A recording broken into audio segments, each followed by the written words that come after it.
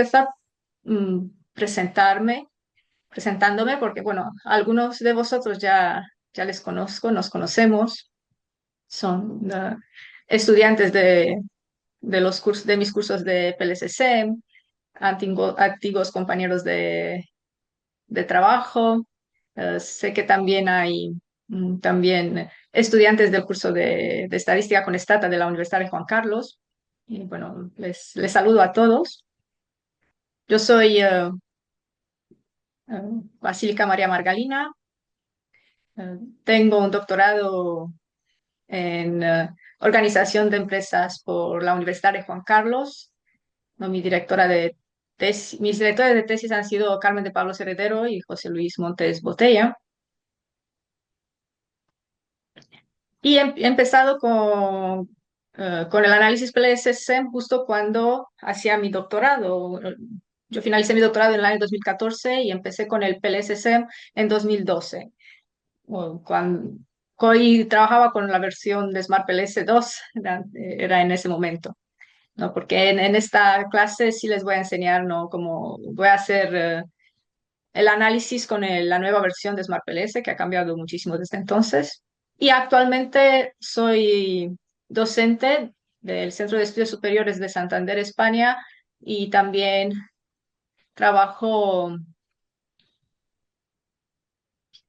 como instructora. Bueno, también tengo una empresa que se dedica a la formación, en, sobre todo en temas de estadística y también la parte de consultoría, de análisis estadístico y traducciones de artículos científicos.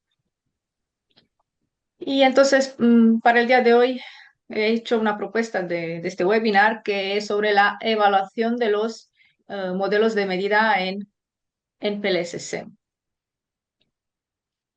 Aquí tenéis en esta primera diapositiva, ya les he enviado también a vosotros las diapositivas al correo electrónico, entonces tendrían, espero que les hayan llegado y si no, si alguno ha tenido problemas, no le ha llegado el correo electrónico, me puede enviar un correo a info@ibasgroup.com y yo le envío otra vez las diapositivas. Y este también es mi número de contacto, pero no, en este número no suelo contestar a llamadas, sino solo al WhatsApp. Sí han llegado, Pero, Basílica. hola Carmen, justo estaba diciendo que bueno, yo soy al doctorado en la Universidad de Juan Carlos contigo y con José Luis. Y Y me alegro mucho de que hoy en día has tenido el tiempo de conectarte a este webinar. Y les animo a que hagan preguntas, planteen dudas durante el webinar. Yo lo que voy a hacer es hacer una parte y voy a parar por partes para ver si hay preguntas que las podéis plantear por el chat o también abrir el micrófono para realizar las preguntas. Entonces, ¿qué les voy a explicar el día de hoy? Primero voy a hacer una breve introducción al análisis PLSSM para los que no tienen no saben mucho sobre esta técnica de análisis estadístico. ¿Qué es un modelo de medida en PLSSM? Voy a hacer un ejemplo de un modelo que es de mis propias investigaciones, que yo le he llamado confianza en el comercio electrónico, aunque bueno, es una pequeña parte de un modelo mucho más amplio. Y después voy a explicar cómo se realiza la evaluación del modelo de medida reflectivo y el modelo de medida formativo. Y después de explicar cómo se hace, las medidas que se usan, voy a hacer esa evaluación usando la versión 4 del Smart PLF.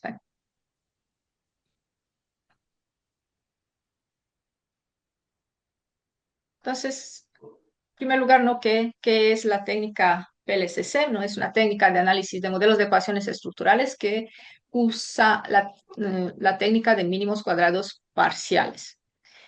Y es un enfoque basado en compuestos porque trata a las variables como si fueran un compuesto de sus indicadores.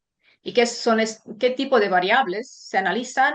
Son las denominadas variables latentes, que consisten en conceptos teóricos que no son simple de observar y medir. O sea, tenemos que usar otras medidas para determinar su valor. No es como la temperatura que tomamos un termómetro y ya sabemos cuántos grados, o el peso, tomamos una báscula, la pesamos y ya tenemos una medida, ¿no? En estos casos, que suelen ser conceptos más abstractos, necesitamos una o varias medidas para llegar a tener un valor y poder usar estas variables en el análisis estadístico, ¿no? La lealtad del consumidor y la satisfacción son ejemplos que se dan con frecuencia, pero podemos encontrar otro tipo de variables.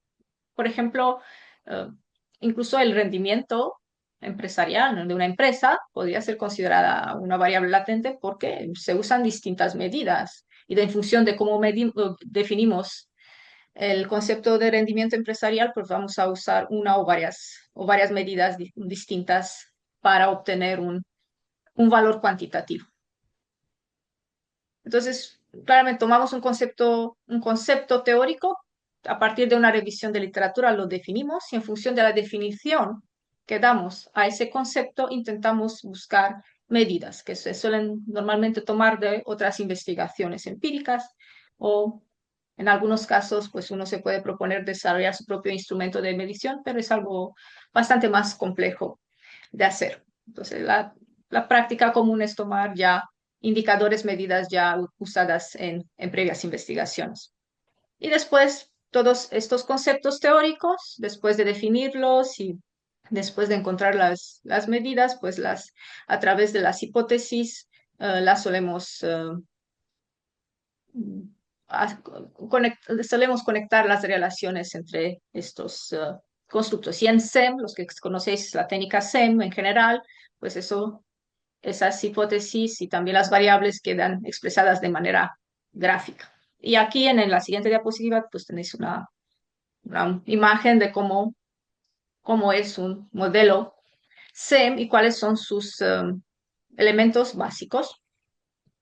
Entonces, las variables latentes quedan representadas por círculos, sus medidas a través de rectángulos. No podemos, como he dicho, podemos tener una o varias medidas. Y después tenemos las flechas de una sola vía que que representan las hipótesis en las que se plantea la relación entre las variables. Y lo que vamos a ver, ¿no? En las flechas van a aparecer aparecen um, los coeficientes de regresión. Y bueno, las relaciones entre las variables se denomina modelo estructural o modelo interno, mientras que las variables y sus indicadores reciben el nombre de modelo de medida o modelo externo. Y podemos tener como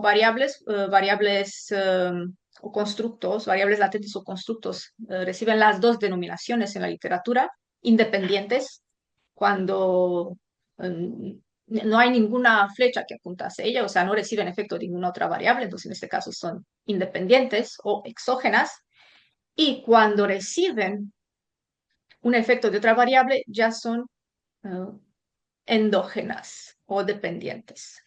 Claro, una variable en un modelo SEM mm, puede ser, dependiendo de su ubicación en el modelo, puede ser independiente frente a otras variables dependientes, o recibir efecto de otra variable y al mismo tiempo ser una variable eh, endógena. Bueno, en este caso, cuando tiene ese doble error, se denomina también endógena. En el caso de los modelos, en el análisis SEM hay dos tipos. El modelo reflectivo, que lo que significa es que es el constructo el que explica la variación de sus indicadores. Es decir, los indicadores son el reflejo del constructo, por eso se llama modelo reflectivo. Y en el modelo formativo es al revés, ¿no? Son los indicadores los que explican la varianza del constructo o los que causan o forman el constructo. Como les decía anteriormente, la técnica de análisis PLS-SEM, a diferencia de otras técnicas como SBSEM, calcula un índice, o sea, trata eh, los constructos como si fueran una combinación lineal de sus indicadores y de esa combinación lineal se obtiene un único valor, un index para todo el constructo, ¿no? A diferencia de con CBSEM, donde lo que se usa es la varianza común de los indicadores. Y justo este modelo de medida, pues vamos a ver estos dos tipos de modelos de medida, los vamos a ver más en detalle a continuación. Y bueno, les quería también explicar algunas diferencias entre estas dos técnicas, PLSSEM y CBSEM, porque sí es importante saber cuándo se usa una y cuándo se usa la otra. Mm, Porque hay algunas diferencias. En primer lugar, los datos. En PLSSEM no hay una suposición respecto a la distribución de los datos, por eso no es considerado un método no paramétrico y es una de las razones que se da muchas veces para el uso de la técnica PLSSM, aunque no es razón suficiente para aplicar esta técnica en un modelo de análisis de ecuaciones estructurales. Y después está la técnica de CBSEM, donde sí se asume una distribución normal de los datos. Eso no quiere decir que CBSEM no va a dar buenos resultados si los datos no tienen una distribución normal, pero sí existe esta suposición. En el caso del PLSSM, sí el modelo converge o tiene un alto nivel de potencia estadística, puede llegar a alcanzar incluso con muestras pequeñas. En cambio, en CBSEM sí se requieren muestras grandes. En CBSEM, para un modelo de 4 o 5 variables, pues necesitaríamos un mínimo de 250 observaciones, 300 para realmente llegar a tener un alto nivel de potencia estadística. El modelo de medida, como les mencionaba anteriormente, no CBSEM usa la varianza común. En cambio, en PLSSEM se calcula un valor a través de una combinación de los indicadores. El modelo estructural, en CBSEM pueden incorporar variables como modelo de medida reflectivo, aunque, bueno, se puede formativo, pero es mucho más complicado. En cambio, en PLSSEM, de manera muy fácil, podemos tener variables con ambos modelos de medida en nuestro modelo. Uh, en PLSSEM sí se pueden estimar modelos complejos con muchas variables con facilidad. Eso es bastante difícil en los modelos CBSEM, que no suelen converger uh, cuando el modelo es muy complejo. En cambio, CBSEM tiene la ventaja de permitir incorporar relaciones circulares, lo que no se puede hacer en PLSSEM. Y después está el algoritmo que tiene una diferencia en el hecho de que el CBSEM estima los parámetros del modelo de tal forma que se minimice la discrepancia entre la matriz estimada y la de convarianza. En cambio, en PLSSEM, el objetivo es maximizar la varianza explicada del constructo dependiente o los constructos dependientes del modelo. Y por eso cambia la evaluación del modelo estructural, que en el caso de CBC se requiere el uso de criterios de bondad de ajuste, mientras que en PLSSM, como el objetivo suele ser la predicción, no la explicación, no existe un criterio de bondad de ajuste.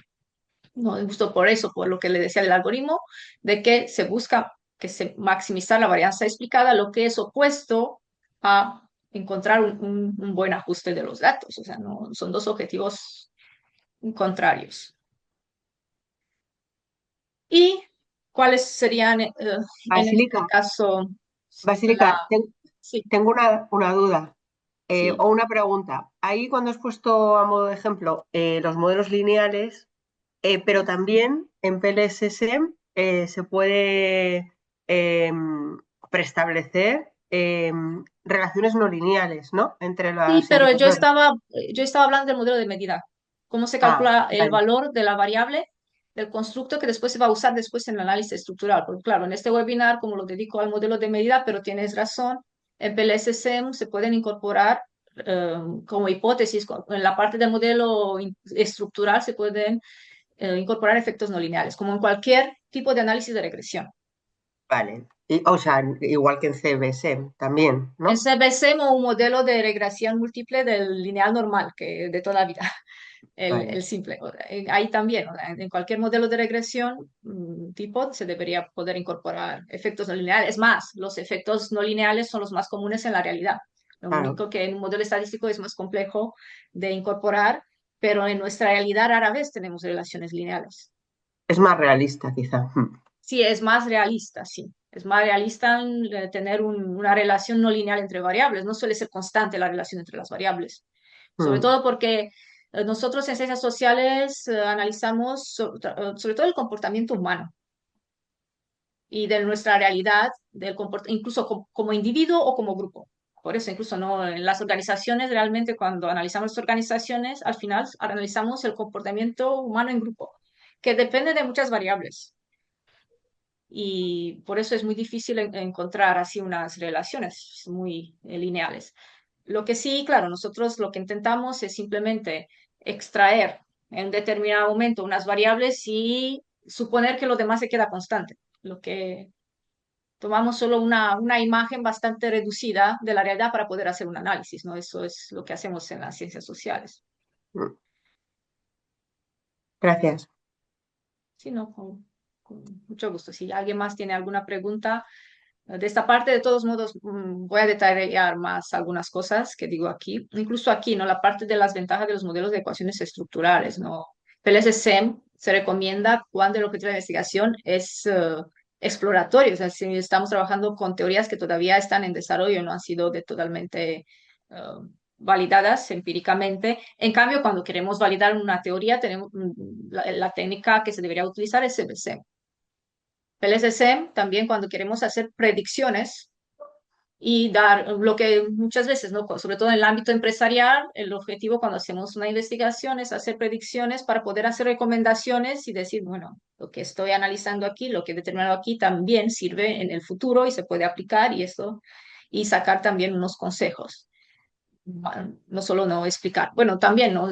Busca la explicación, pero el enfoque más es predictivo. No tiene un requerimiento de distribución al ser un método no paramétrico. Eso no quiere decir que eso puede ser una justificación y que no hay que mirar un poco la distribución de los datos, porque cuanto más se alejan de la normalidad, más errores podemos tener en los resultados. Alcanza un alto poder estadístico incluso con muestras pequeñas, pero igual esto no puede ser una justificación porque sirve muy bien esto cuando trabajamos con poblaciones pequeñas, por ejemplo, cuando analizamos las relaciones B2B, ¿no? Entre empresas. Ahí hay sectores donde hay pocas empresas y realmente es imposible aumentar la muestra porque la misma población es pequeña. Entonces, en este caso, PLSSM es una buena alternativa, por ejemplo, a otras técnicas como CBC. Pero claro, si nuestra población es grande y nosotros tenemos una muestra muy pequeña, entonces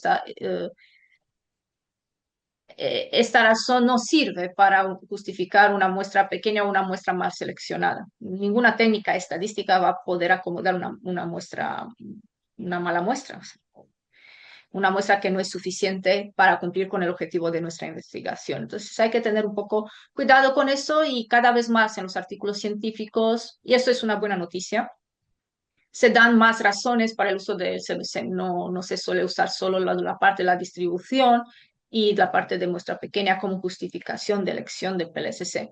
Claro, no son, son razones que sí son válidas, pero no suficientes.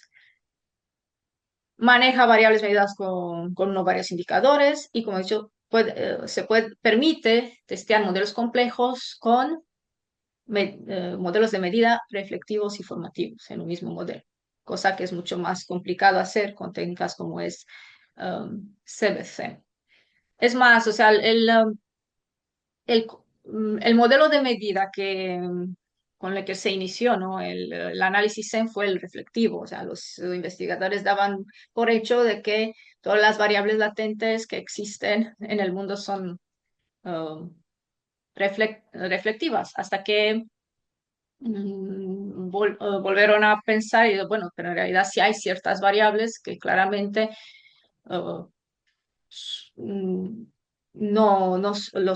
sus medidas no son su reflejo. Y el primero que pensaban era el estatus social, porque para medir el estatus social de una persona, pues tenemos que buscar ciertos indicadores y vemos que debemos mirar varios elementos que nos podían realmente indicar el estatus social de una persona. Por ejemplo, vemos la profesión que tiene, que tal vez podría indicarnos más o menos su estatus social, si el coche que tiene, si tiene un coche que es de alta gama, podríamos decir que tiene un estatus social alto, o el barrio que vive, no sé, los metros cuadrados de la casa o algún que otro tipo de indicador, pero todos estos no juntos son distintos elementos que causan el estatus social y no son realmente el reflejo del estatus social o, o, o forma.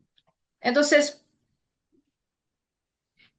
cuando hablamos del modelo de medida, ¿no? Como de hecho anteriormente, tomamos una teoría de medida, o sea, pasamos por un proceso que la mayoría conocemos como proceso de operacionalización de la variable, que se inicia con la revisión de la literatura para definir la variable.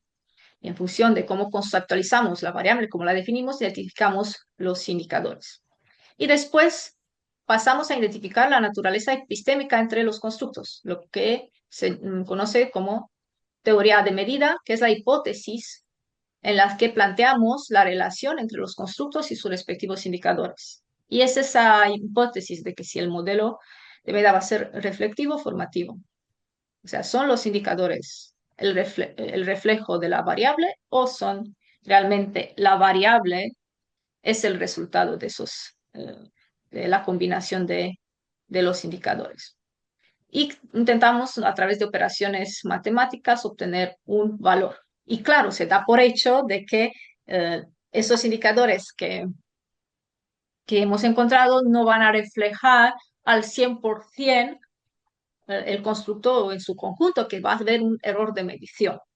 Y en función de cómo se acerca la medición a la variable conceptual, a la conceptualización que hemos hecho, en función de eso vamos a tener un mayor o menor error de medida. Y claro, en primer lugar, pues podemos tener un tipo de modelo de medida con varios indicadores, que puede ser a través de, añadimos varios elementos, o un solo indicador.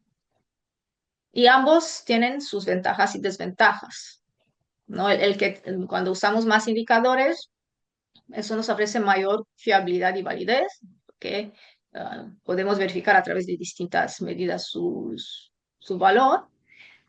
Uh, y también es más fácil cuando tenemos valores perdidos, porque si, por ejemplo, hemos colectado datos y nos falta en un indicador, tenemos muchos valores perdidos, es bastante más fácil renunciar a ese indicador, pero seguir manteniendo esa variable porque tenemos otras medidas. En cambio, eso no podemos hacer si solo hemos usado un indicador. Pero en cambio, por ejemplo, cuando colectamos datos, tener un solo indicador, pues eso nos facilita porque hace que la colección de los datos sea más rápida y más fácil, sobre todo cuando trabajamos con encuestas, que es algo muy común en el análisis SEM, trabajar con encuestas. Cuanto más grande sea el cuestionario, cuanto más preguntas incluimos, más difícil va a ser conseguir que las personas nos contesten, ¿no? A ese cuestionario. Pero si usar un solo elemento, eso nos reduciría um, la, la longitud, ¿no? De un cuestionario. Lo que sí les tengo que decir que en los modelos SEM se desaconseja que la variable dependiente tenga un solo indicador porque da errores en el resultado. Entonces, aunque se pueden incorporar variables con un solo indicador en el modelo, se desaconseja su uso.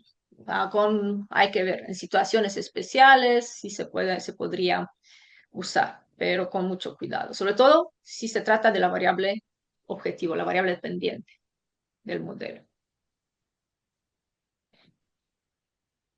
Y aquí tenéis, ¿no? El ejemplo de la variable satisfacción, que es la que más se da, sobre todo porque esta variable, en función de la definición que le damos, pues puede tener un modelo de medida reflectivo y otro formativo.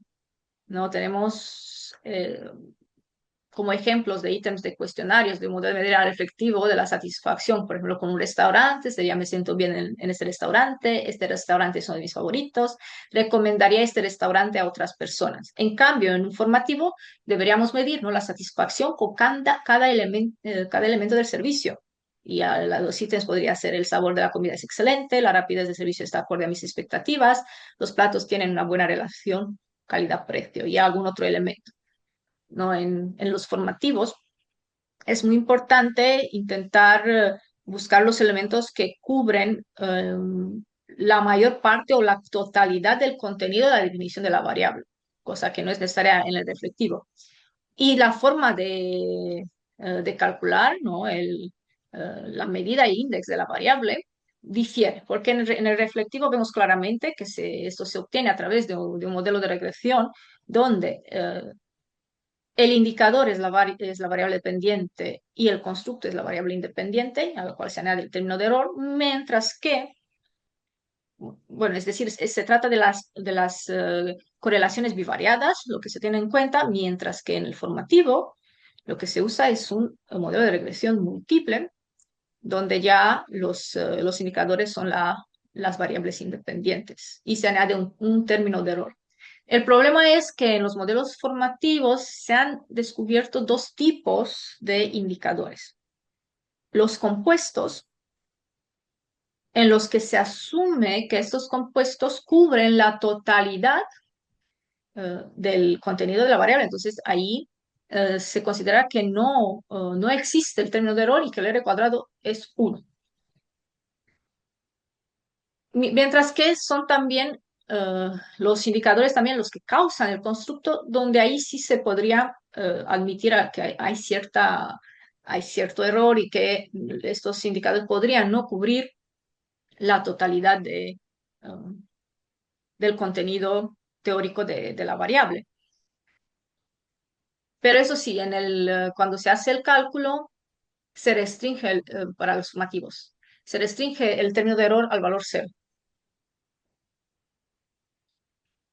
Y realmente el algoritmo PLS para hacer el cálculo tiene dos modos, el modo A para el reflectivo y el modo B para el formativo. Y en ambos casos se realiza el cálculo en 3 pasos, asignando pesos y se inicia el algoritmo asignando primero el peso 1 y hace muchísimos cálculos para determinar ¿no?, el índice que en PLSSEM se conoce como la puntuación de la variable latente. Y en función del modelo reflectivo y formativo, pues se hace el cálculo, ¿no? Y como les decía, ¿no?, en el caso del modo A, pues los pesos de los indicadores se obtienen a través de la correlación bivariada, mientras que en el formativo eh, estos representan los pesos de regresión o no las correlaciones parciales. Y bueno, hay ciertos criterios, ¿no? Si habéis leído el manual de PLSSEM, que bueno, está su versión en inglés, Primer on Partial Squares, o traducido al español por los profesores José Luis Roldán y Gabriel Cepeda y Julen Aprais. Uh, Tienen esta tabla de condiciones, o sea, cómo podemos decidir entre un modelo reflectivo y formativo. Y uno de los criterios es ver cómo es la prioridad de la causalidad entre el indicador y el constructo.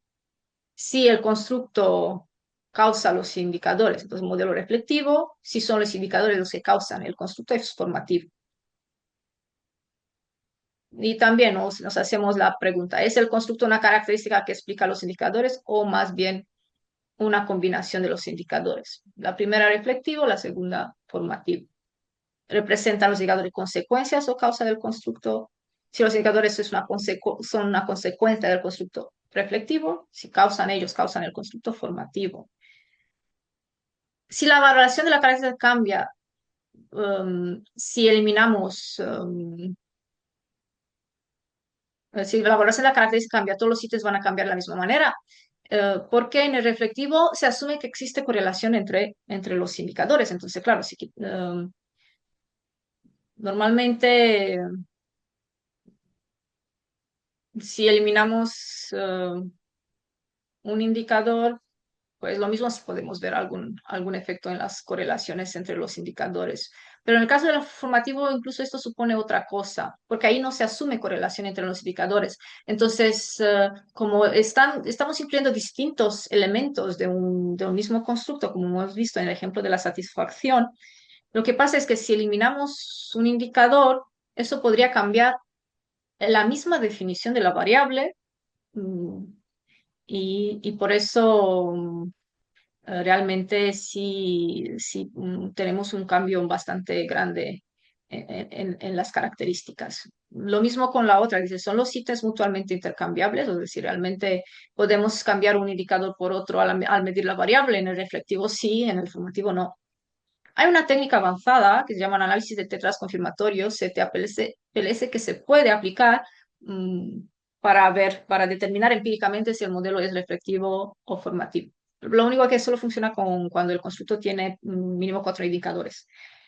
Um, y esa justo esa es la hipótesis del modelo, del tipo de modelo la que valida. El problema es que, claro, a veces no siempre el resultado es en conformidad con la teoría y en este caso hay que dar prioridad siempre a la teoría y no al resultado estadístico, pero es una técnica que se podría usar en caso de duda, porque no siempre es tan claro si el modelo de medida es reflectivo o formativo. Hay que tener cuidado con eso. Y hay una cosa que yo sí he visto, como antiguamente se usaba mucho CBC para validar los constructos, el modelo de medida empíricamente con los indicadores que se usan, las medidas, y todos son reflectivos, o la mayoría son reflectivos debido a esa dificultad de usar modelos de medida formativos en el CBC.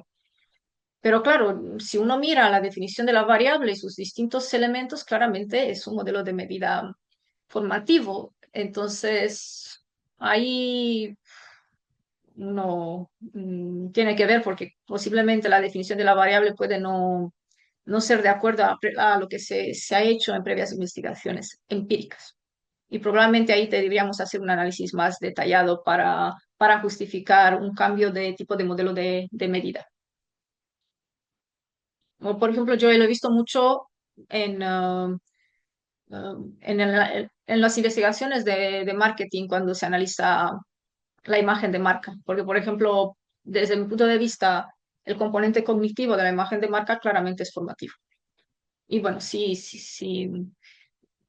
a través de ciertas investigaciones hemos hecho verificaciones y sí se comprueba el modelo de medida formativo también en la parte estadística, no solo conceptual.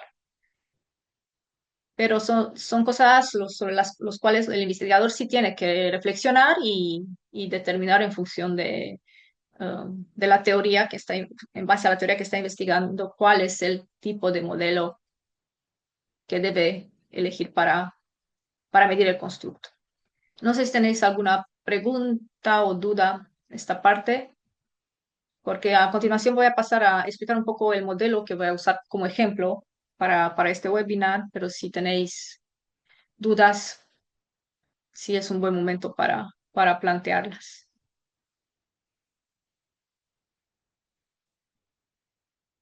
Bueno, si no hay ninguna pregunta, pues voy a pasar a explicar. A ver, mm, todo claro. Gracias. Vale. Bueno, pues este webinar voy a usar un modelo que he sacado de unas investigaciones que he realizado junto a un compañero con Álvaro Jiménez Sánchez de la Universidad de Valladolid y Alberto Cutipalimache de la Universidad Nacional de Puno de Perú, donde hemos querido ver un poco el comportamiento en el comercio electrónico en Ecuador y Perú. Y tenemos, bueno, varias publicaciones bueno, hay más variables que hemos incluido en el modelo, pero para el webinar de hoy lo he simplificado. Y He incluido en el modelo tres variables con modelo de medida reflectivo y una que es formativo, ¿no? La reflectiva son los costos percibidos en la compra online, a través de Internet, la conveniencia percibida, los riesgos percibidos y la confianza en el vendedor online. ¿No? Las hipótesis son, ¿no?, que los costos percibidos, la conveniencia percibida y los riesgos percibidos pues afectan la confianza en el vendedor. Y en la siguiente diapositiva pues tenéis el cuestionario um, para que veas un poco cómo son los ítems y analizar un poco la parte de si es reflectivo o formativo. Por ejemplo, en los riesgos que lo he puesto como formativo, pues, he seleccionado tres indicadores que pues, dice así: puede dar lugar a que el producto se entregue sin daños, lleva a que el producto coincida con la descripción que se entrega, me hace sentir seguro, ya que la información de la tarjeta de crédito que proporciono es confidencial. Entonces, claramente, estamos analizando tres elementos distintos, tres tipos de riesgos distintos, que uno es la parte de que el producto llegue sin daños, la otra que el producto realmente sea el que se ha pedido y la otra es sobre la percepción de seguridad en la información que se proporciona de la tarjeta de crédito.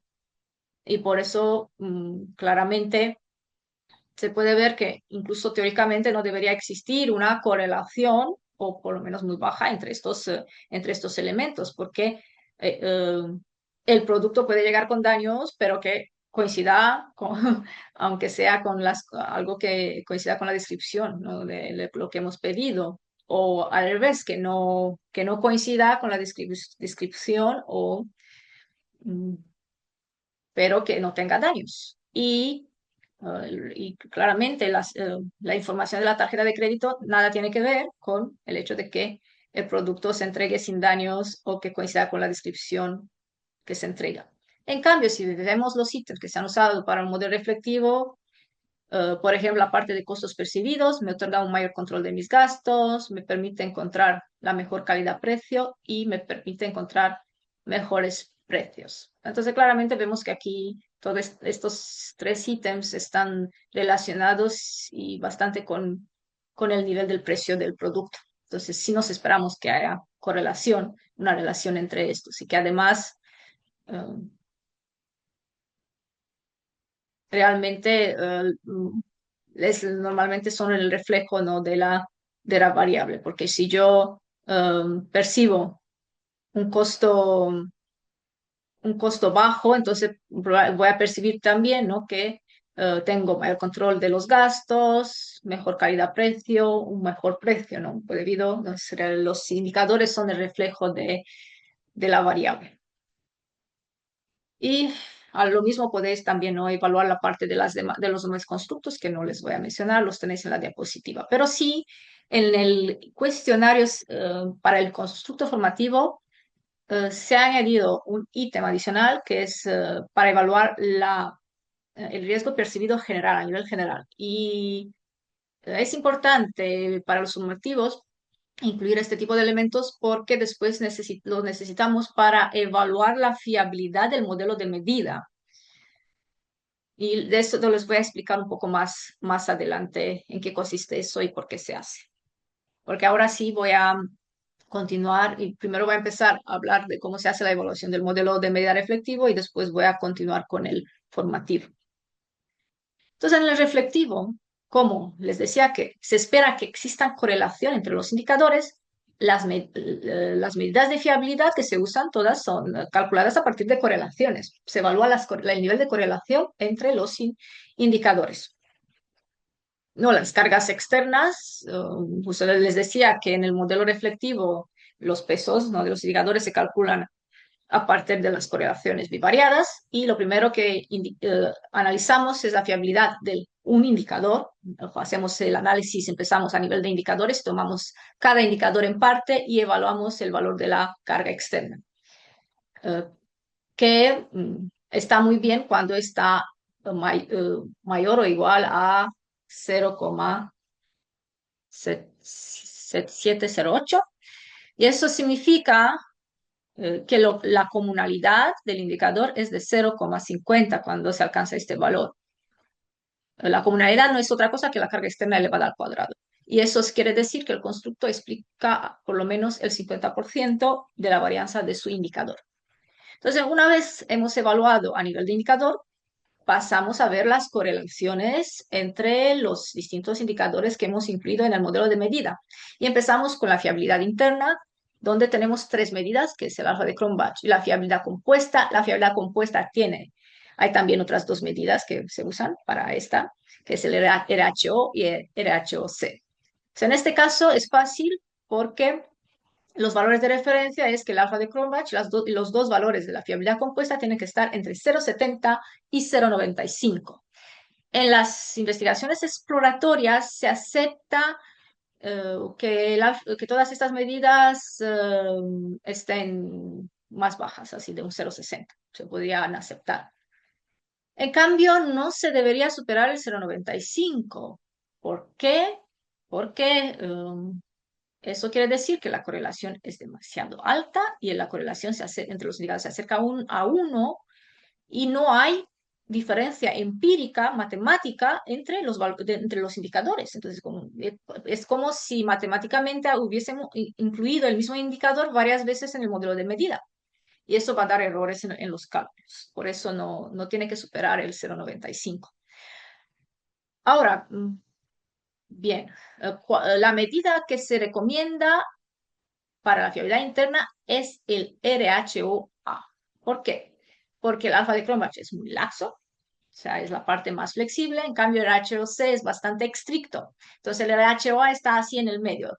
Eh, es como si el alfa de Cronbach fuera el límite inferior del intervalo de fiabilidad interna y el RHOC el límite superior. Entonces el RHOA está en el medio. Ahora bien, cuando presentamos un artículo científico, hay que poner el alfa de Cronbach sí es sí, porque es la medida que conoce todo el mundo. ¿No? Muchas veces en investigaciones presentamos medidas porque así están acostumbrados los investigadores a ver esas medidas, incluso si después se ha demostrado que no tienen no hay mucha eficiencia en evaluar lo que hay que evaluar, pero esa es la que conocen, ¿no? Porque el alfa de Cronbach no se usa solo en SEM, ¿no? Incluso cuando hacemos un análisis factorial y evaluamos después el resultado de la fiabilidad de los ítems que han resultado de ese análisis factorial, presentamos el alfa de Cronbach. Y después, claro, el HOA sí hay que presentar y se pueden incluso presentar las tres medidas si tenemos sitio en el artículo. Y el tercer paso es evaluar la validez convergente, que se evalúa a través de la varianza extraída media, que es el AVE.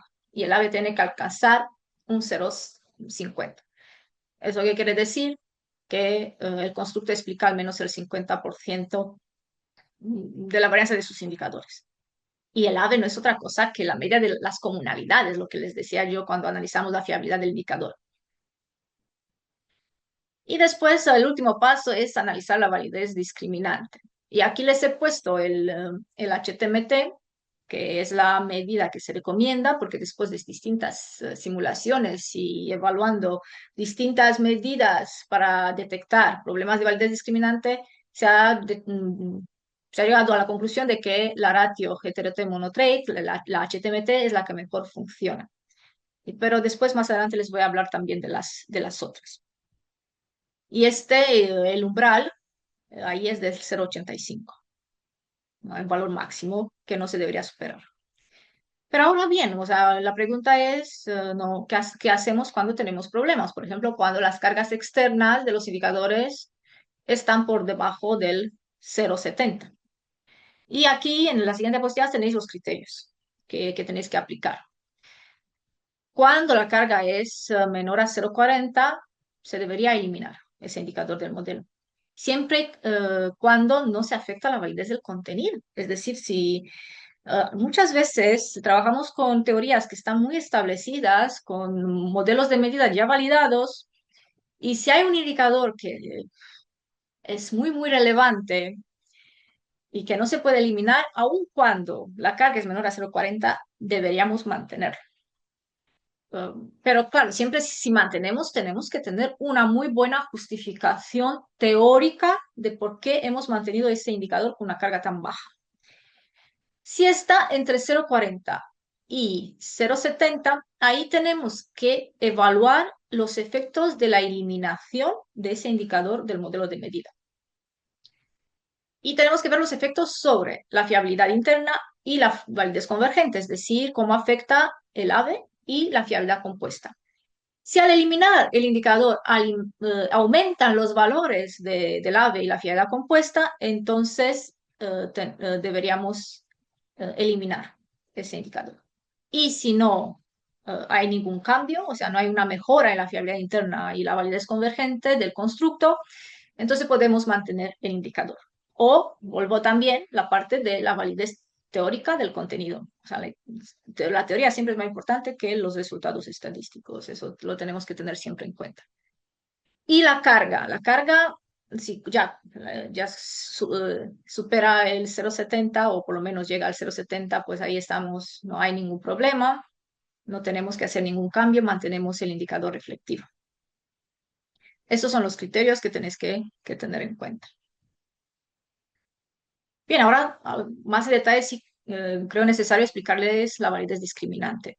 Porque si eh, empezamos con el análisis a nivel de un indicador, después a nivel de constructo evaluamos las correlaciones entre los indicadores, después tenemos que analizar las correlaciones entre los constructos, porque al fin y al cabo el PLSC es un método de regresión, ¿no? Y siempre se tiene que evaluar la correlación entre los constructos, ¿no? Siempre hacemos eso cuando hacemos cualquier análisis de regresión. Y la validez discriminante se define como el grado en cual un constructo representa la aproximación eh, de un concepto teórico, pero de esa forma en que esa aproximación, es decir, esa representación es empíricamente distinta de los constructos. Es decir, realmente los indicadores que hemos indicado que mide un constructo determinado no miden otro constructo del modelo que nosotros hemos incluido en el modelo. Eso es la validez discriminante. Y realmente, como yo, evalúa la correlación entre los constructos. Y aquí el criterio tradicional es de Forney y Larker, que conoce todo el mundo, y como mencionaba anteriormente, el que mejor detecta, mejor funciona es la HTMT. Ahora bien, el de Forney y Larker lo conocen todos los investigadores que en alguna vez en su vida han aplicado SEM o han leído algún artículo de SEM. Entonces, a mí me ha pasado. A mí me ha pasado que he presentado un artículo, he presentado solo la HTMT y me han dicho, no, presenta también el criterio de Forney y Larker. Y la razón que me han dado es porque la HTMT solo la ofrece Smart PLS y no otros software de análisis PLS. Bueno, ahí he tenido que incluir ese criterio también. Que bueno, tampoco está mal no validar algo a través de distintas medidas y ver si se llega al mismo resultado. No, no está nada malo en eso. Lo único que sí, como les decía, el criterio de Forney-Larker muchas veces falla en detectar la validez discriminante. Anteriormente se usaba también las cargas cruzadas, pero se ha detectado que su eficiencia es cero, es decir, no detecta absolutamente nada de la validez discriminante y por eso se ha renunciado a ese criterio. Y este es el criterio de Forney-Larker, simplemente mm, cualquier programa de estadística deberían salir como resultado de esta tabla, donde la diagonal debería tener la raíz cuadrada del AVE, y debajo en la columna pues están las correlaciones entre los constructos y esas correlaciones, los valores de estas correlaciones tienen que ser más bajas que la raíz cuadrada del A. Ese es el criterio de Forney y Larker. Ahora, el HTMT parece una fórmula muy compleja aquí, pero en realidad no es tan difícil de calcular. Porque simplemente en el numerador ponemos es decir, tomamos dos constructos. En el numerador ponemos la media de las correlaciones entre los indicadores de los dos constructos y debajo en el denominador es la raíz cuadrada de la media de las correlaciones de los indicadores de un constructo multiplicado por la media de los indicadores, de la correlación de los indicadores del otro constructo. O sea, es eso, o sea, no es muy complicado, aunque aquí la fórmula parece bastante compleja. Y no es una media geométrica que se hace de las correlaciones entre los indicadores de los distintos constructos. Y como les decía, el valor máximo es 0,85, pero tenemos una excepción que es cuando los constructos son relacionados desde el punto de vista teórico. Por ejemplo, representan dimensiones de un constructo más amplio. Ahí se acepta un 0,90. Aún así, estos valores se deberían probar usando la estadística inferencial, con el método de bootstrapping, donde tenemos que analizar los intervalos de confianza y el objetivo es ver el límite superior y en el límite superior, pues que no se superen estos valores de referencia. Y si no se supera el límite superior del intervalo, no supera este valor, eso quiere decir que realmente hay significación estadística en la diferencia del valor de la HTMT con estos valores de referencia. Esto así es como se hace la evaluación del modelo de medida reflectivo. ¿Alguna pregunta sobre esta parte? Porque después voy a pasar al formativo. ¿No, todo ha quedado claro? Bueno, si todo ha quedado claro, pasemos al modelo de medida formativo. Y claro, como les decía, a diferencia de los reflectivos, como no se espera correlación entre los indicadores, eso no quiere decir que no pueda haber, pero tiene que ser bastante baja. No, no es común encontrar una correlación alta entre los indicadores de un modelo de medida formativo. No podemos usar medidas basadas en correlación, porque no vamos a analizar la correlación entre los indicadores para evaluar la fiabilidad del modelo de medida. No, claro, siempre antes de pasar a hacer validar las hipótesis, lo primero que empezamos con evaluar si hemos medido bien los constructos. Todo esto trata de eso, para poder después continuar con el análisis. Entonces, en el modelo de formativo,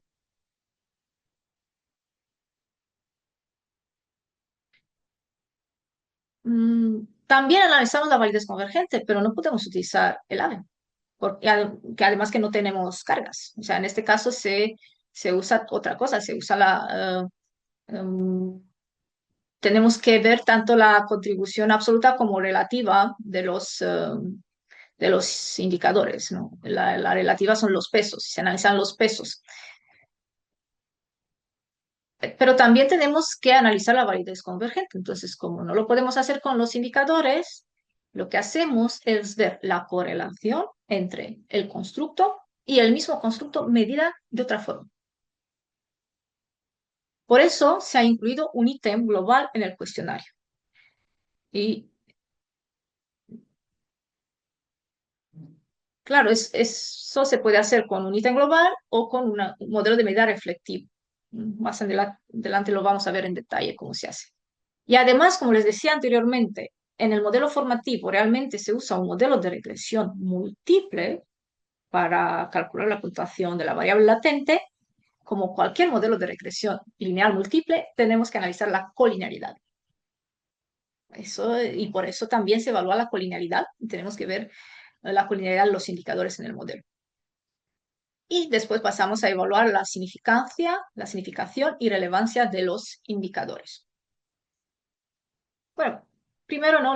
El análisis de redundancia, eso es la validez convergente, así se llama, porque es redundante porque tomamos el mismo constructo medido de manera diferente y vemos si hay correlación entre las dos medidas. Lo podemos hacer con un ítem global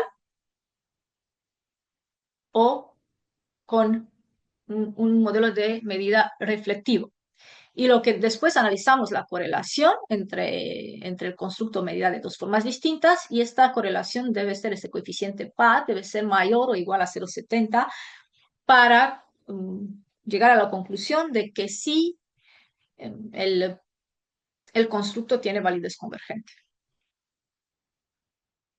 Una vez establecida la validez convergente, podemos pasar a evaluar la colinealidad, que es, ¿no? Simplemente se mide, ¿no? El grado de correlación entre los indicadores. Y eso es importante, ¿no? En cualquier modelo de regresión múltiple porque una alta colinealidad aumenta los errores estándar y produce errores en en el cálculo de los pesos de los indicadores en muestras pequeñas. Incluso puede llegar a cambiar el signo de esos pesos. Y claro, la mayoría de vosotros debéis conocer ya, los que habéis trabajado con regresión, el factor de inflación, el VIF, que es el que se usa para evaluar la colinealidad, y los valores de referencias es que el VIF, el valor VIF del indicador no debería superar el 5, aunque incluso debemos tener cuidado con valores superiores a 3. Entonces, estos son los criterios cuando tenemos un valor inferior a 5, entonces eso quiere decir que no hay niveles críticos de colinealidad y podemos pasar al siguiente paso en analizar la significación del peso externo del indicador e interpretar su contribución absoluta y relativa a la medición del constructo. Pero cuando si detectamos un problema de colinealidad, porque el valor BIF es mayor a 5, ahí sí debemos resolver el problema y debemos tomar la decisión si se mantiene el indicador y se continúa con el análisis o lo descartamos del modelo de medida. Eso es una decisión complicada porque, como les he dicho, ya se da por hecho de que los, los indicadores del constructo cubren el contenido y que son distintos elementos que deberían ser bastante importantes en la medición del constructo. Y si eliminamos uno, puede cambiar la misma definición de la variable. Y en este caso es posible que no poder eliminar ese constructo, o sea, ese indicador. En los modelos reflectivos no analizan la colinealidad porque no se calculan, la puntuación de la variable latente no se calcula a través de un modelo de regresión múltiple. Y además hemos usado un montón de medidas que se basan en correlaciones. Ya les explicaba al principio que en los modelos reflectivos el indicador es la variable dependiente y el constructo la variable dependiente. No se utiliza un modelo de regresión lineal simple para obtener los pesos de los indicadores. En cambio, en los formativos usamos modelos de regresión lineal múltiple y debido a eso, en cualquier modelo de regresión lineal múltiple tenemos que evaluar la colinealidad. Lo tenéis en las primeras diapositivas. Es por esa distinta forma de calcular los pesos de los indicadores de un modelo reflectivo y el formativo. Y como decía, si lo podemos justificar de manera teórica, el mantener el indicador, si no se puede.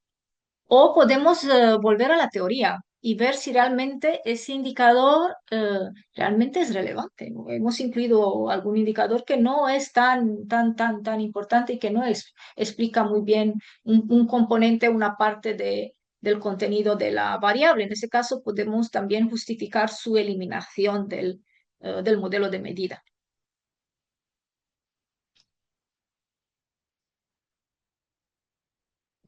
Y después, si hemos establecido la redundancia, la colinealidad, ahora tenemos que ver la significación y relevancia del indicador. Y hay un problema con los pesos, porque los pesos, como por el modo de cálculo y como se tiene en cuenta que cada elemento explica una parte, ¿no? Del constructo, conjuntamente forman el constructo, a medida que aumentamos el número de indicadores, disminuye el valor de ese peso. Por eso no podemos tomar como referencia el valor del peso para evaluar su relevancia. Y por eso solo evaluamos su significación. Por eso esto se denomina contribución relativa. O sea, relativa no sabemos, o sea, sabemos si esa contribución estadísticamente tiene significación, pero la relevancia nos va a dar la contribución absoluta, que son las cargas externas, lo mismo que veíamos en el modelo reflectivo. Lo único que estas cargas externas son evaluadas de manera diferente. Y aquí tenemos los criterios. O sea, si tenemos un peso externo que tiene significación estadística, pues podemos continuar con la evaluación de la carga, que es la contribución absoluta.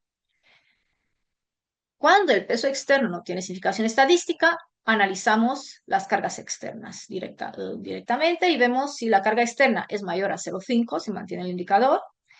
Si está por debajo del 0,5, tenemos que testear la significación de esa carga. Y cuando no hay significación de esta carga, debemos considerar la eliminación del indicador. Pero lo mismo vuelvo a lo anterior. Si la teoría nos lo permite, tenemos que volver a la teoría y ver hasta qué punto, desde el punto de vista teórico, ese indicador es relevante o no. O sea, nunca debemos dejar de lado la teoría con la que hemos trabajado. Aquí, sí, Basílica, perdona, pero es que aunque en la teoría sea relevante, que estoy de acuerdo, vamos a tener un problema con los revisores, porque si no es depende. significativo estadísticamente, es muy... Sí, depende, pero depende cómo se justifica eso. O sea, si damos, citamos, si sostenemos muy bien este indicador, es muy, muy relevante. Y además citamos todos, o sea, todos estos libros de análisis PLS, hay un montón que todos dicen que sí es relevante desde el punto de vista teórico, se mantiene. Lo mismo podemos, sí, o sea, hay algunos revisores que dan más importancia a la estadística que la teoría, Mm, pero no mm. puede ser que la parte estadística, o sea, vaya en contra de la lógica y la teoría, o sea, eso no puede ser. Pero sí, sí hay que justificarlo muy bien, o sea, hay que dar Ya, pero citas muy ya relevantes y sí. estoy de O si acuerdo, no, pero sí, si no, tenemos que pensar si se puede descartar ese constructo del modelo, que es claro, otra porque es que posibilidad. te van a buscar problemas también con los datos. Ahí van a indagar en los datos y nunca vas a tener una muestra. A ver, todo es muy Claro, perfecta, relativo. ¿no? Sí, sí. Claro, ese es el problema. Estoy de acuerdo, pero sí hay que ver también si no, también se podría renunciar al constructo. El problema con los reflectivos no pasa nada. Pero con el formativo, si les elimina un indicador, si es muy relevante, o sea, el problema va a ser la relevancia del indicador desde el punto de vista como medida teórica, porque incluso aunque elaboramos, podemos tener problemas con los revisores. A mí me ha pasado incluso eliminando un constructo de un modelo porque estaba mal empíricamente y me han dicho, es que en la teoría este constructo está. Tú no puedes Ya. borrar ese constructo de la teoría.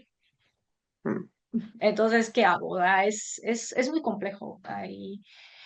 También podíamos ver si tenemos siempre que revisar la teoría y volver a la teoría. Lo mismo, pues, tal vez ese constructo es reflectivo y podemos mm, cambiar el modelo de medida si la teoría nos lo permite, que es otra solución. Pero es complicado. O sea, cuando tenemos este tipo de problemas, no es fácil encontrar la solución. Pero sí, lo mismo, bueno, tal vez podemos encontrar alguna revista que sea más flexible y que hay también de todo con revisores. mm. Depende del revisor, de la revista, de muchos factores. Y también creo nosotros también lo bonito que podemos contar la historia de nuestra investigación y darle la relevancia que le damos y lo bonito que contamos. Mm. Sí, sí. Es complejo y complicado. Hay que analizar cada caso en parte para saber cuál sería la mejor solución. Gracias, sí, estoy de acuerdo. Um, bueno, aquí tenéis también algo de referencias Entonces, esta es la interfaz gráfica del Smart PLS 4. Y al igual que en las otras versiones, aquí arriba tenéis el menú superior. ¿No? Podéis ver aquí tres opciones, la de Smart PLS, donde podemos activar licencias. Está la profesional, está la, la de estudiantes, que lamentablemente solo se puede usar con menos de 100 muestras y mm, está bastante restringida porque solo puede aplicar un análisis sencillo. No, ya no se pueden aplicar técnicas avanzadas. En preferencias es algo muy importante porque en preferencias cambiamos el idioma y aquí fijamos el formato de números. O sea, si queremos el de Estados Unidos con decimales separados por punto o queremos el europeo con decimales separados por coma. Es aquí donde elegimos todo eso. Y después hay algo de información. Eso es lo que tenemos que citar cuando publicamos en algún artículo con el cual usamos SmartPLF y buscamos actualizaciones. En ficheros, pues aquí podemos crear un espacio de trabajo,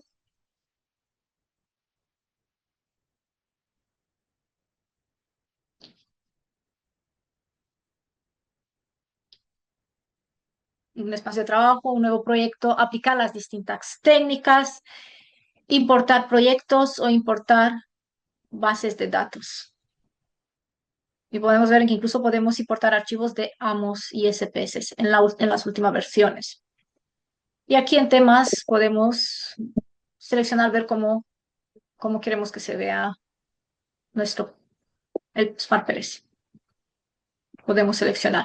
Y aquí arriba vemos que Smart PLS ha incluido varias técnicas, mm, también otras de SEM, como el CBSEM, el JESCA, el Process, que se usa para el análisis de mediación y moderación.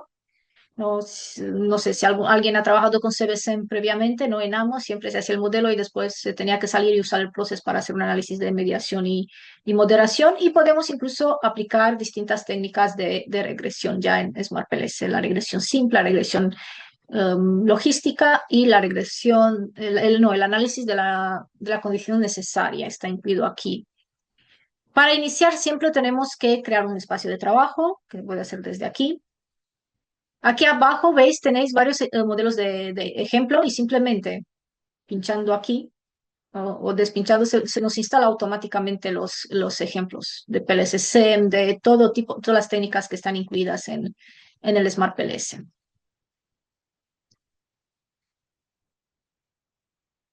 Lo tenéis aquí. Entonces, yo ya tengo creado un espacio de trabajo, no tengo, y ese espacio de trabajo se puede guardar en nuestra máquina o en la nube.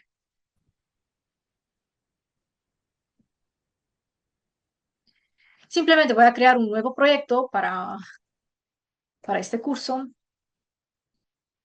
Y aquí, al crear el proyecto, nos aparece este enlace donde tenemos que pinchar para poder importar la base de datos.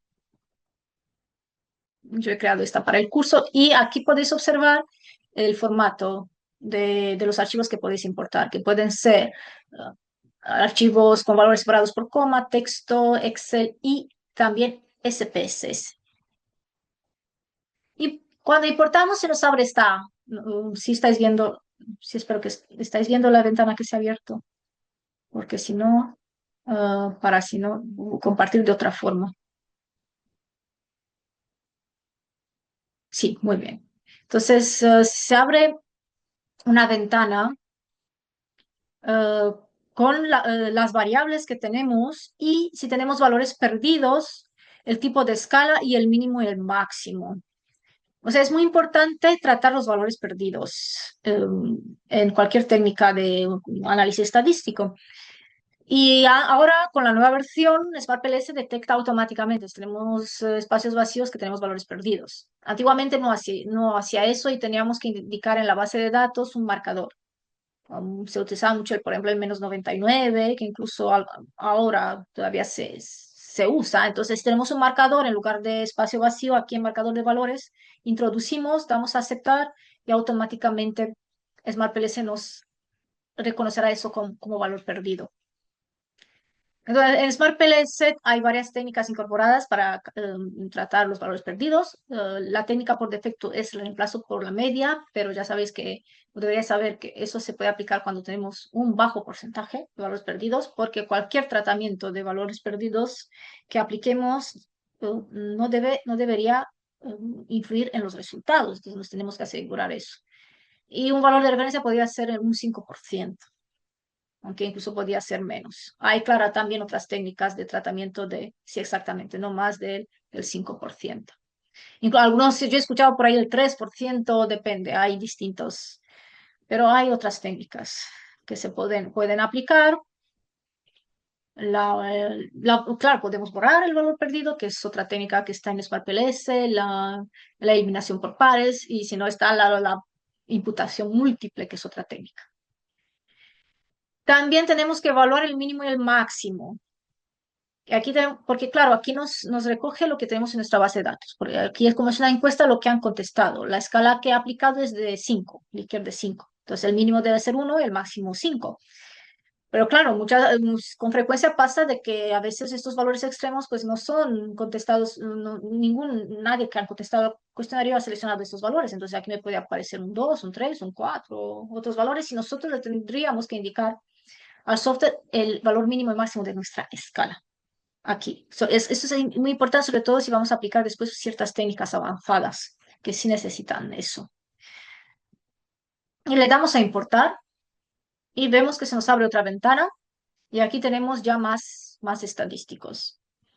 Tenemos la media, la mediana, el mínimo y máximo de escala, de nuestra escala, la que hemos indicado ahí, y el mínimo y máximo observado de las respuestas. Tenemos la desviación estándar y aquí tenemos la kurtosis excesiva de la simetría. Sí es verdad que deberíamos mirar que nuestros datos no sean excesivamente asimétricos, si la distribución pues no sean muy volátiles, porque eso podría influir en los resultados y causar errores. Entonces, los límites, bueno, puede ser entre -2 y 2, pero yo incluso en el manual de PLCC lo he visto de -3 a 3. Estos valores de la kurtosis excesiva, la simetría. Está después también el valor P de Kramer, de von Mises, que se puede analizar, que claro, no debería estar por encima del 0,05. Entonces, en este caso, podríamos ver que sí, no, o sea, no vemos valores muy exagerados porque todos están por debajo del 1, entonces no deberíamos tener un problema con la distribución de los datos en el caso de este caso. Aquí tenemos también las correlaciones, que podría ser bueno para evaluar. Incluso aquí nos podíamos tener una idea en cuanto a las correlaciones, si estamos ante un modelo de medida reflectivo, que en donde las correlaciones entre los indicadores deberían ser bastante altas, o formativo, en donde no nos esperamos unas correlaciones altas entre los indicadores.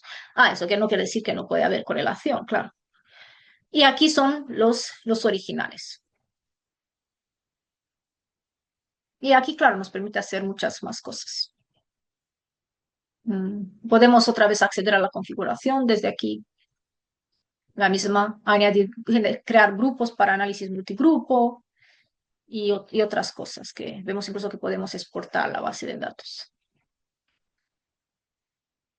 Voy a salir y para crear mi primer modelo, que es aquí, voy a crear el modelo para que veas cómo se crea el proyecto. Tengo el nombre del proyecto, después tengo que seleccionar el tipo de modelo, que en este caso va a ser PLCC, y le voy a llamar, no sé, el modelo confianza. Es que ese es mi variable objetivo del modelo. Se crea y se abre esta ventana que nos permite dibujar nuestro modelo de ecuaciones estructurales. La ventaja del SmartPLS es justo no la interfaz gráfica y lo fácil que es usar. Entonces, para crear una variable hay dos modalidades, una activando aquí en el menú superior, este círculo, y hacemos clic en esta ventana de modelación y le damos un nombre. Bueno, voy a empezar con la variable costos, le voy a dar el nombre y claro, ahora le tengo que añadir los indicadores.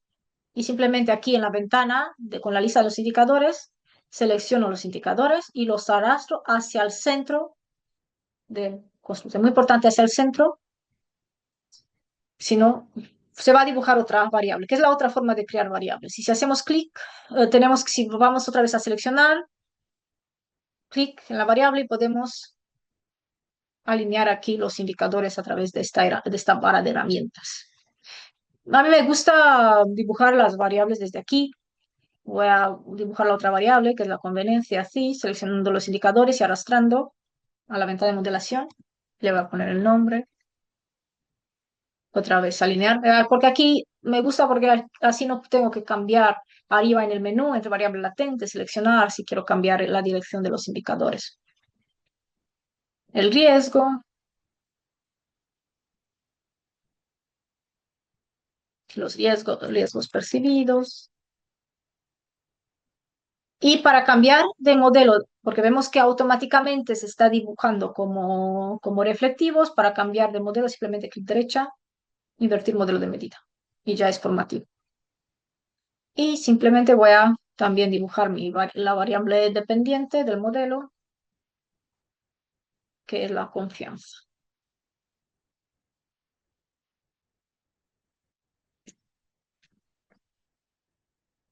Y ahora simplemente tengo que conectar las hipótesis, dibujar también las hipótesis. O sea, en mi caso es un modelo sencillo con 3 hipótesis.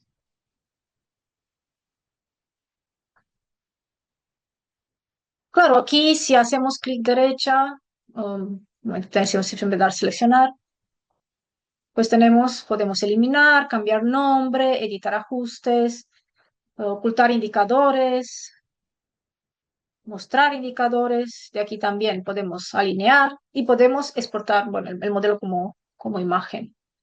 Podemos cambiar desde aquí el color del modelo, lo podemos hacer blanco y negro. Sobre todo viene bien por si mandamos a una revista, porque a veces hay que pagar si publicamos figuras con color, con colores. Incluso si hacemos doble clic en la variable, aquí podemos cambiar el nombre, podemos cambiar el modelo de medida, cambiar de automático, ¿no? ¿Os acordáis que les dije que automáticamente, bueno, no sé si les dije esto, pero SmartPLS automáticamente, en función de cómo dibujamos, detecta si el modelo de medida es formativo o reflectivo y elige el modo A o el modo B para el cálculo. Entonces aquí nosotros podemos cambiar. O sea, además del modo A, modo B, tenemos lo de pesos iguales y también tenemos el predefinido, sí, eso también, si alguien quiere usar eso. Pero la recomendación es que en general pues se quede tal cual y algunas otras pequeñas opciones que tenemos aquí. Entonces, el primer paso, claro, vamos a evaluar el modelo de medida de los constructos reflectivos. Y para eso vamos a calcular algoritmo PLS. Aquí en el menú seleccionamos esta primera opción. Y aquí vemos que tenemos el esquema de ponderación camino, que es lo que hay que dejar, el tipo de resultados estandarizados, a menos que queramos, que por alguna razón, usar datos no estandarizados. El peso inicial lo vamos a dejar por defecto. Y aquí en datos no, tenemos el vector el vector de ponderación.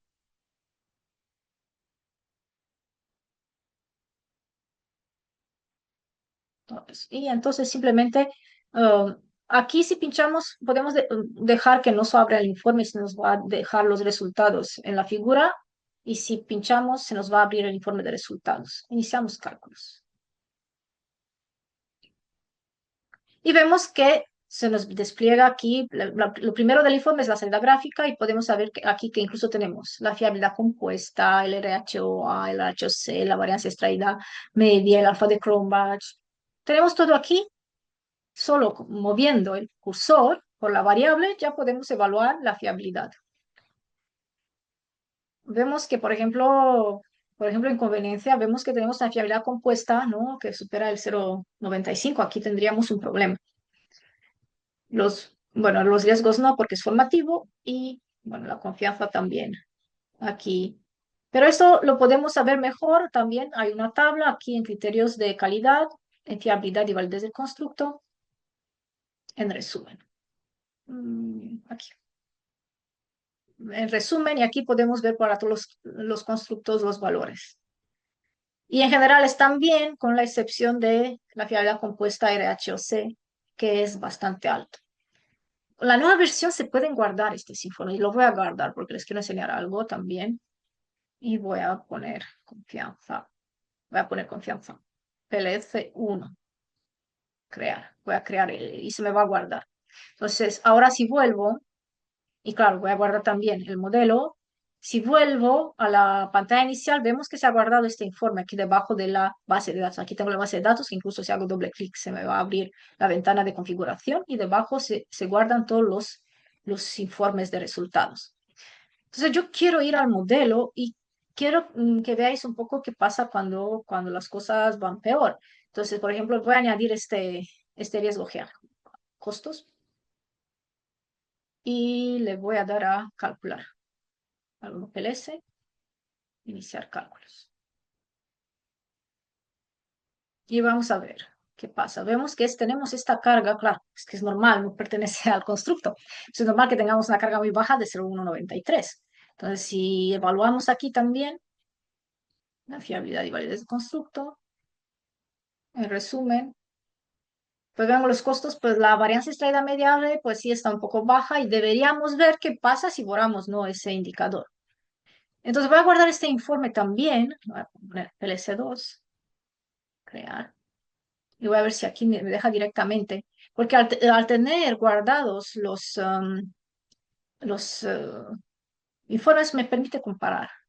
A ver si aquí si me permite comparar con... o tendría que... A ver, sí, me deja con el uno. Y veis que se me abren las dos ventanas. Y puedo comparar cualquier cosa, de la salida gráfica a estos informes, y me viene muy bien para poder comparar resultados, sobre todo cuando tengo que todavía decidir con qué indicadores me quedo en el modelo reflectivo. Entonces, esta opción viene muy, muy bien. Esto es algo implementado en la nueva versión del programa. Y si, bueno, aquí, por ejemplo, está este botón también que dice recalcular automáticamente. Si no lo tengo activado, pues no me hace cálculo, pero si lo tengo activado, cualquier modificación, por ejemplo, borro un indicador, una variable, elimino, automáticamente me hace el cálculo de los nuevos resultados. Eso también es algo bastante, bastante útil. Entonces ya he hecho normalmente no eh, la evaluación, como he hecho lo primero. Bueno, primero deberíamos no, ver las cargas externas. Aquí está, bueno, las cargas externas las tenemos aquí incorporadas en las flechas, en los reflectivos. Deberíamos ver que estén por encima del 0,70, ¿no? Que es el primer análisis. Si os acordáis que la conveniencia tenía, vemos un problema de fiabilidad compuesta, era HOC. Y posiblemente puede ser este indicador que tiene una carga muy alta que dé problemas. Por ejemplo, si lo, también podríamos ver si borramos, qué pasa. Aunque sí, hay algo que sí tenéis que tener en cuenta, es que sí es bueno que los constructos tengan por lo menos tres indicadores. Claro, hay situaciones de no queda otra y se van a quedar en dos o en uno. Eso sí, se desaconseja usar constructos con un solo indicador para variables dependientes, para constructos endógenos, porque da errores en el cálculo del modelo. Como variable independiente, si no se usa con hay muchas variables con un solo indicador en el modelo, pues no pasa nada. Pero como dependiente, sí, sí hay problemas. Eso es también algo que les quería comentar. Entonces, primero esto, ¿no? Los coeficientes. Vemos que sí están por encima del 0,70, aunque deberíamos mirar del 3, que está un poco alto, en el límite. Y después ¿no? La fiabilidad y validez del constructo, donde no os acordáis que el alfa de Cronbach, fiabilidad compuesta, tanto RHOA como RHOC deberían estar entre 0,70 y 0,95, que en la general cumple, menos este, que está un poco más alto, y la varianza extraída media por encima del 0,5, 0,5. Y eso lo tenemos en tabla, pero también tenemos la opción de verlo en gráficos. Y cuando está en verde todo está bien y cuando está en rojo está mal. Lo único que, claro, cuando está por encima de estos valores muy altos, como 0,95, en el Smart PLS no te va a detectar, eso lo tienes que saber tú. Entonces, una vez evaluado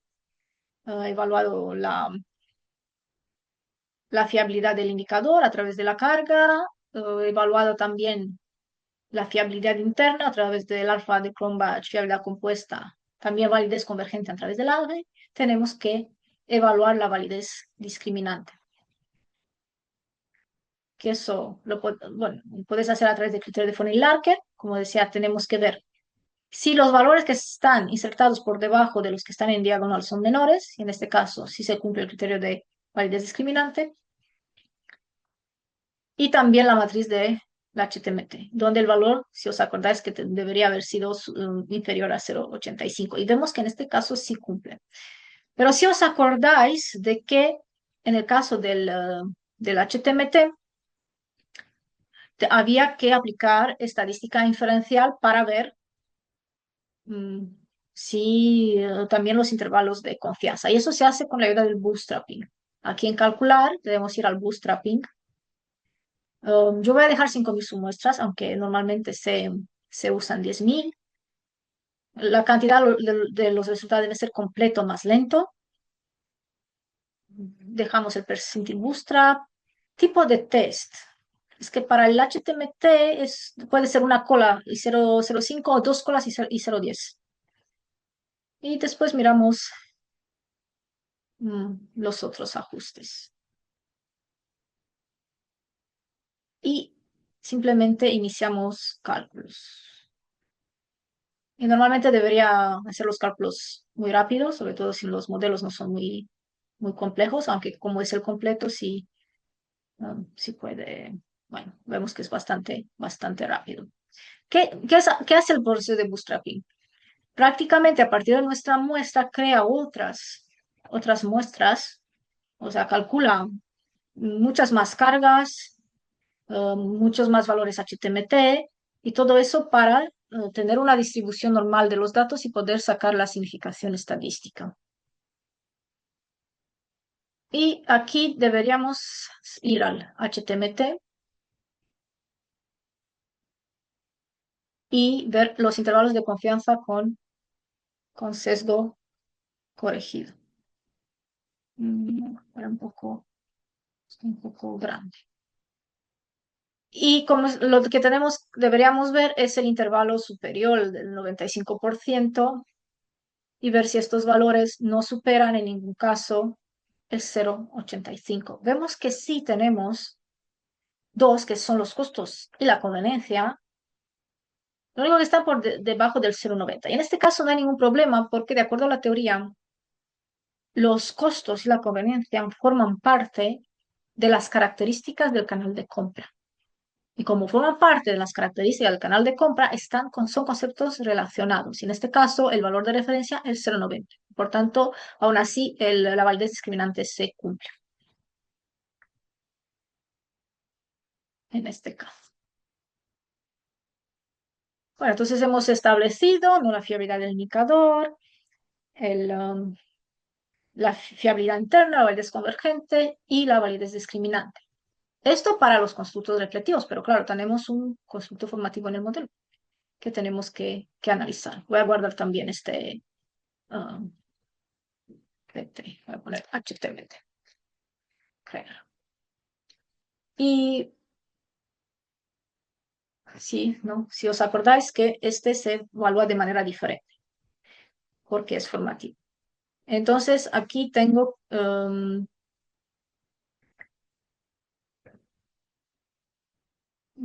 puedo ir directamente aquí en el bootstrapping para verlos. Primero no sé, podemos evaluar la significación de los pesos de aquí de este informe del bootstrapping. Y tenemos que ver si los de riesgo, solo miramos los de riesgo, que son formativos, tienen significación estadística. En este caso vemos que sí. Podemos mirar incluso un poco los valores. Aquí en los casos de los formativos es muy común encontrar valores positivos, valores negativos, en, y también, ¿no?, las cargas.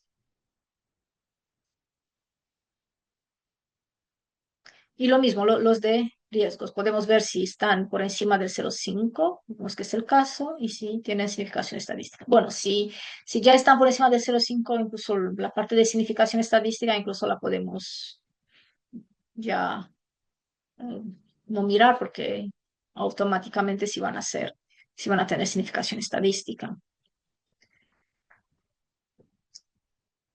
Entonces, como si tenemos unos pesos que tienen tanto significación estadística y vemos que son bastante relevantes, podemos decir que sí, estos tres indicadores formativos son relevantes y también significantes. Bien, ahora tengo que ir otra vez a calcular el algoritmo, o puedo ir directamente al informe que he guardado, el PLS1, para ver, ¿no?, la, mm, la parte de los estadísticos de colinealidad, pero el del modelo externo, si os acordáis que era importante.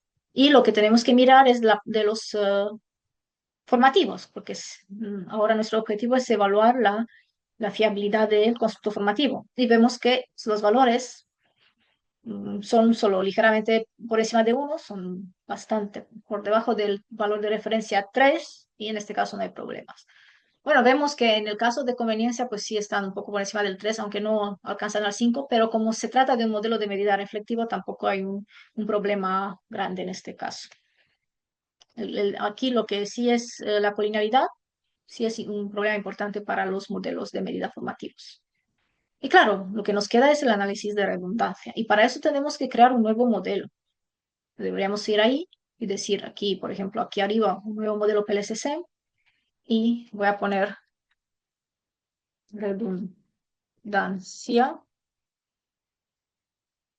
Voy a poner un ítem global, porque primero voy a crear con esto. Entonces, simplemente tenemos que tomar poner el mismo constructo formativo,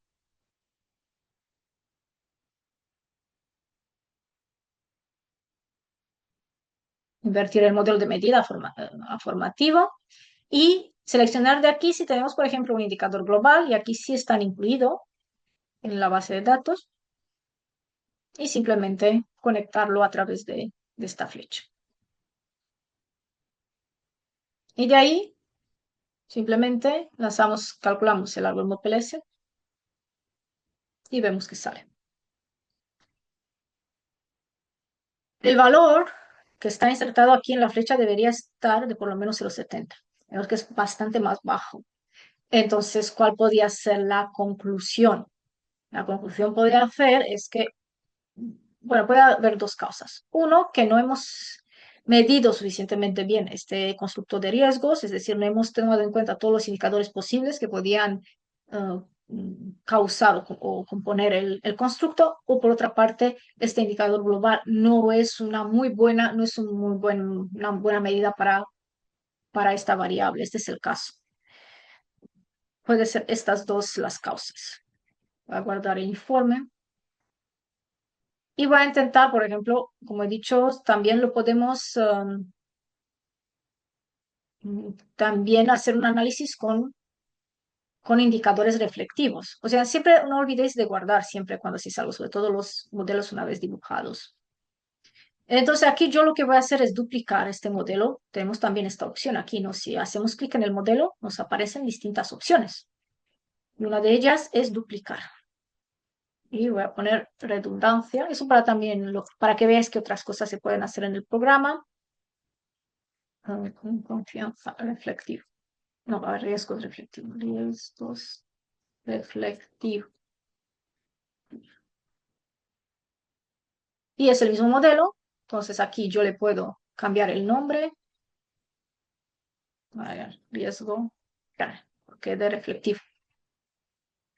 Y voy a borrar, eliminar este indicador. Y le voy a asignar indicadores reflectivos. Y otra vez calcular algo en PS. Y vemos que ahora sí, o sea, ahora sí me ha salido una correlación bastante alta. Está bastante por encima del 0,70. Y entonces podemos decir que sí, realmente se cumple también, ¿no?, el criterio de validez convergente para el constructo formativo. Esto sería la conclusión.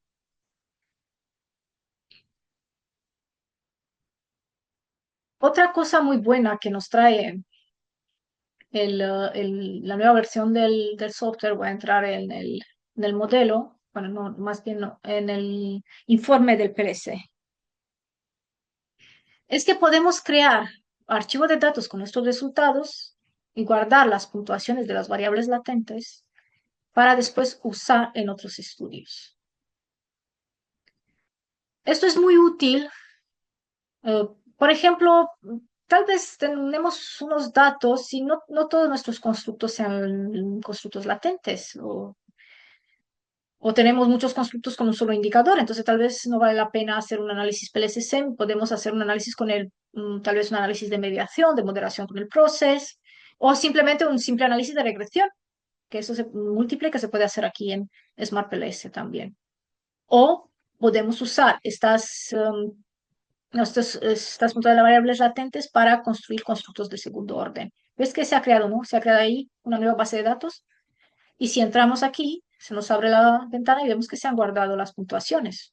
Ese indicador que yo decía que la RMPL se calcula para cada constructo. Y si vamos a entrar en el modelo, aquí, siempre desde aquí podemos cambiar entre bases de datos, haciendo clic en este botón.